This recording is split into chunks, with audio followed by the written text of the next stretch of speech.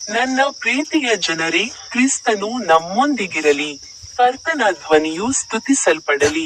ನಾನು ಅರುಣ್ ಪಿಯಸ್ ಮಡ್ಕಿ. ನಿಮ್ಮೆಲ್ಲರಿಗೂ ಹೃತ್ಪೂರ್ವಕ ಶುಭಾಶಯಗಳು.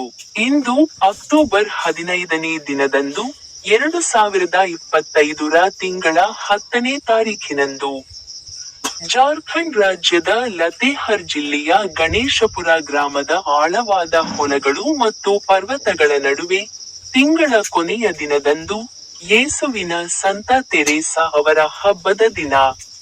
ಅವರು ಬೈಬಲ್ನಲ್ಲಿರುವ ಅವರ ಒಂದು ವಚನದಿಂದ ಮಾತನಾಡಿದರು. ಯೆಶಾಯ ಅಧ್ಯಾಯ 41ನೇ ಶ್ಲೋಕ 13ರಲ್ಲಿ ಅವರು ಹೇಳಿದರು, ನಿಮ್ಮ ದೇವರಾದ ನಾನು ನಿಮ್ಮ ಬಲಗೈಯನ್ನು ಹಿಡಿದು ಭಯಪಡಬೇಡಿ, ಏಕೆಂದರೆ ನಾನು ನಿಮಗೆ ಸಹಾಯ ಮಾಡುತ್ತೇನೆ ಎಂದು ಹೇಳುತ್ತೇನೆ. ನಿಮ್ಮೆಲ್ಲರಿಗೂ ಹೃತ್ಪೂರ್ವಕ ಶುಭಾಶಯಗಳು.